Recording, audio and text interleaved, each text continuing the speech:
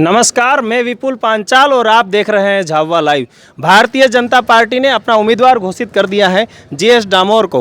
और जीएस डामोर साहब का झाबुआ आगमन हुआ, फूल मालाएं पहनाई गई, कार्यकर्ताओं द्वारा मिठाई खिलाई गई। झाबुआ लाइव से हम के द्वारा इनसे बात करते हैं कि सर, सबसे पहले तो आपको बधाई हो। धन्यवाद।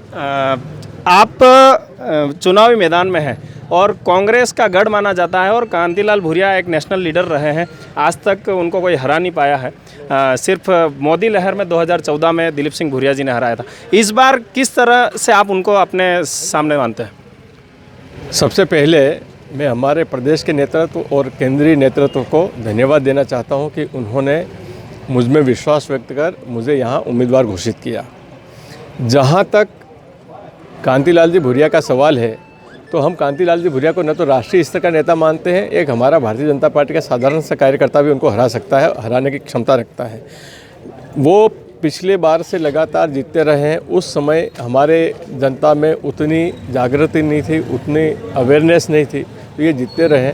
पर अब उनके ढकोसले सब सामने आ चुके हैं, उनकी पोल खुलने लगी है, उनकी निष्क्रियता सामने आ गई है। तो अब जनता ने तय कर लिया कि उनको घर भेजना है और उनको बुरी तरीके से हराना है, ये जनता ने तय कर लिया है।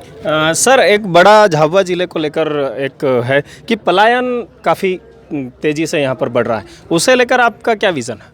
देखिए, आज़ादी के बाद से झाबुआ जिले के विकास पर जितना ध्यान देना चाहिए था, इतना किसी ने ध्यान नहीं दिया।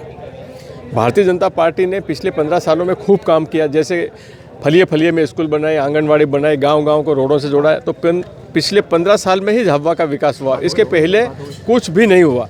तो ऐसी स्थिति में लोगों को रोज़गार की तलाश में बाहर जाना पड़ता था। हमारे यहाँ पर जो प्रमुख रोज़गार है वो कृषि है, तो हमको सबसे पहले कृषि को ध्यान देना पड़ेगा। हम अच्छी कृषि के उन्नत कृषि करेंगे और लोगों को रोज़गार के अवसर उपलब्ध करवाएंगे। तो आने वाले 5 साल में हम यहाँ पे अच्छे बांध बनाएंगे, सिंचाई की सुविधा उपलब्ध करवाएंगे और रोज़गार के अवसर उपलब्ध करवाएंगे। ये है डामोर साहब कह रहे हैं कि रोज़गार के अवसर जो हैं वो उपलब्ध कराएंगे। सर, मेरा एक सवाल और है कि आप रतलाम से लेकर अलीराजपुर तक जो लोकसभा है, उसमें स्वास्थ्य को लेकर जो समस्याएं हैं, अभी तक ज़मीनी स्तर पर स्वास्थ्य की काफ़ी समस्या है, उसे लेकर आप किस तरह से काम करें? आपने बहुत ही अच्छा प्रश्न किया है। ये आम जनता का प्रश्न है। हमारे यहाँ पे रतलाम में स्वास्थ्य सुविधाएं अच्छी है, वहाँ मेडिकल कॉलेज खुल गया, वहाँ कोई दिक्कत नहीं है। पर सबसे ज़्यादा स्वास्थ्य सुविधाएं हमारे जो जनजाति समाज के ज़िले हैं, विशेषकर झाबुआ और अलीराजपुर, यहाँ बहुत आवश्यकता है। यहाँ न तो सुपर स्पेशलिटी हॉस्पिटल है और न ही अच्छे किस्म की सुविधाएँ उपलब्ध है। तो मेरा प्रयास ये रहेगा कि दोनों ज़िलों में मेडिकल कॉलेज हो या सुपर स्पेशलिटी हॉस्पिटल हो। सर, कांग्रेस कह रही है कि 72,000 हर परिवार को सालाना दिया जाएगा, किस तरह से देखते हैं इसे आप? पहले हम उनसे 2 लाख का हिसाब मांग रहे हैं।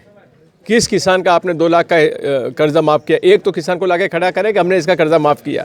तो जिस प्रकार उन्होंने 2 लाख का एक जुमला छोड़ा था, वैसा ये 72,000 का भी उनका जुमला है।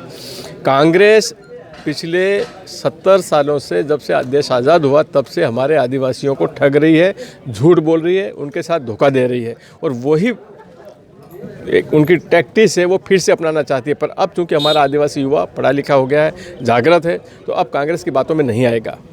सर, आपने आपका चुनावी अभियान शुरू कर दिया है, आपके चुनावी मुद्दे क्या हैं? हमारे चुनावी मुद्दे देखिए, हमारे लिए सर्वोपरि राष्ट्र है।